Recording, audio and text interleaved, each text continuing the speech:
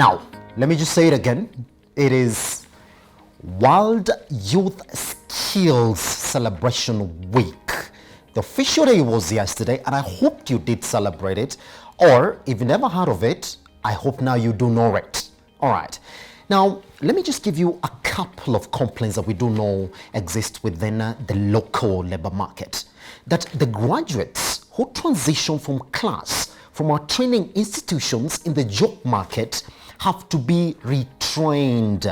Shocking for you is that your employers do know that after coming from your university or from your school or from your college, you do not have the requisite skills that are supposed to make you join directly that labor market.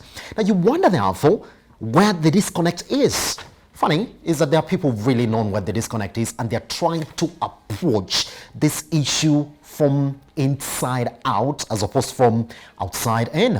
All right, so this morning I want to introduce you to GIZ, and I want to introduce you to a gentleman. His name is Gideon Mwenga. Is the Technical Advisor, Promotion of Youth Employment and Vocational Training at GIZ. Mr. Gideon, karibu sana. Thank you. All right, I just want to start this conversation like this because I know we have 15 minutes to go through whatever it is that we have to go through to. Why do we celebrate the World Skills Youth Day? Thank you, and thank you for having me here today.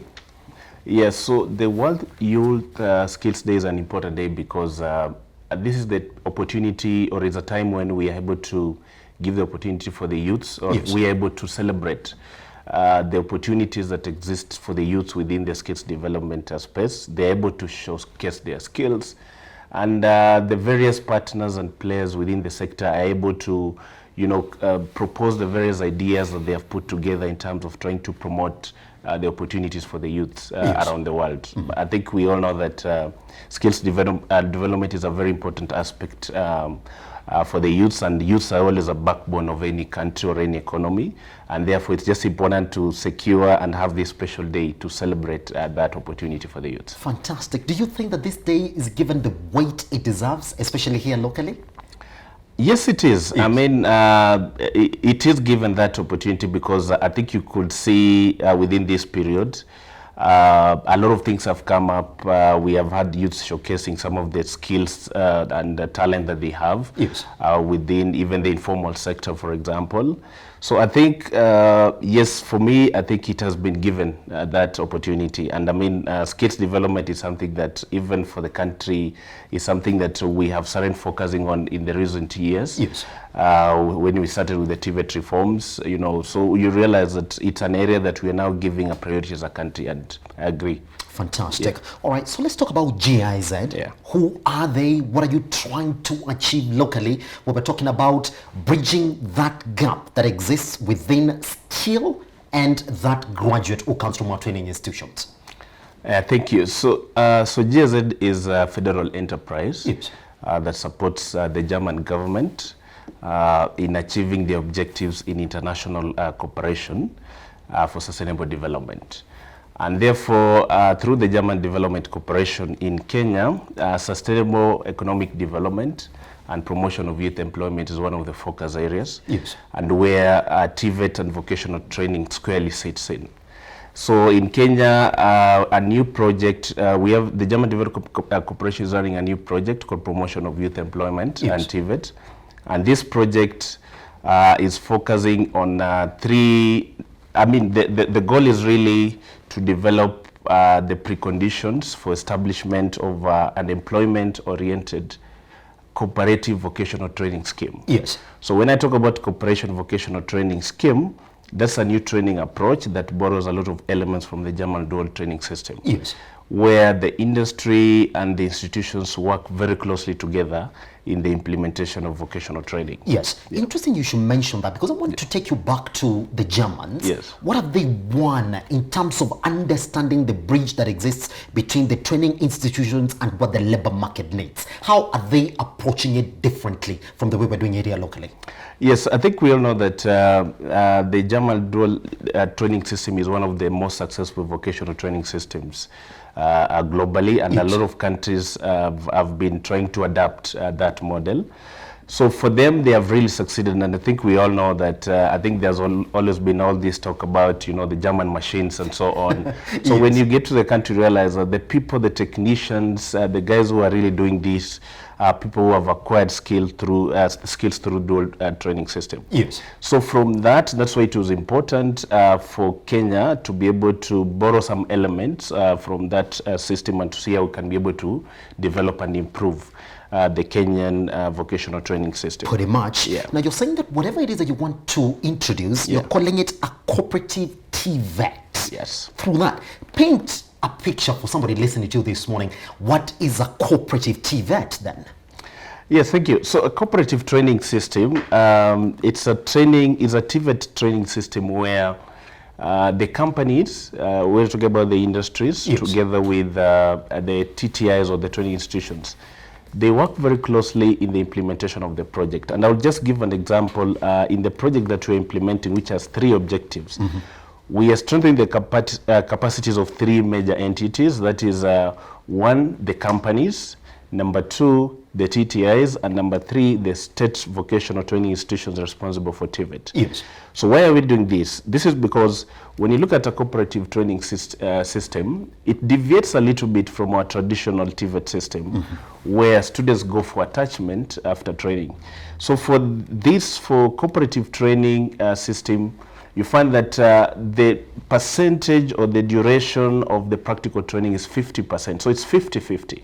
50% in the company, 50% in the TTI. Yes. So therefore, when you look at this, it was important for us to be able to support and strengthen the capacities of the 2 major partners here. First of all is the company, so that they take an active role in curriculum development, they take an active role in training, they take an active role in assessment. Yes. Now the TTIs also need to implement the vocational part, the school part of the training. So it is also important for us also to develop their capacity around that. So when it comes to the implementation of this training, there are 2 approaches that can be used. There's one we refer to as a day release approach, and there's one we refer to as a block release. Yes. So for Kenya, we are pioneering or piloting the block release model. Yes. So for let's say a 2.5-year diploma course. Yes. So 3 months you learn in the school, the other 3 months in the company, the other 3 months in the school, the other 3 months in the company. So you can see already by the way of implementation, Yes. the students get orientation to the company within their first years of Yes, training. yes, Yeah. pretty much, isn't it? I want to ask you this question because you are on a very critical role at a GIZ. You're under promotion of youth employment and vocational training. What is the most exciting part of your job? And would you say what really determines what skills that these youth are going to be trained on? Thank you. Yes, so I think for me the most exciting part is the fact that we can be able to develop meaningful and realistic job opportunities for the youth in this country. I think for me it's a very exciting thing. Yes. Because we are moving into a different world where we're talking about 21st century skills. There are a lot of things that are changing right now. Digitalization is changing. Yes. Climate change, all this is happening, demographic change, globalization, and therefore we need to prepare the youths differently in the world that we are going into. And I think the fact that we are piloting this cooperative training scheme, for me, it's going to equip these youths with unique and different skills that will prepare them for the world that we are moving into. Yes. Yeah. All right. I want to talk to you about whatever it is that you've introduced, the GIZ new program that has $28.4 million already pumped into it. How long is this going to run? And are we talking about more TVETs getting encompassed in it, or it's the same that we do know already covered under the program? So let me just mention first, maybe for the current project, yes. So we are currently working with 3 institutions where we are pioneering this project. That is Nairobi Technical Training Institute, yes. To implement automotive mechatronics, Kiambu Institute of Science and Technology to implement industrial mechatronics, and Thika Technical Training Institute to implement auto body building. So we are looking at transforming these to become centers of excellence in those 3 trade areas.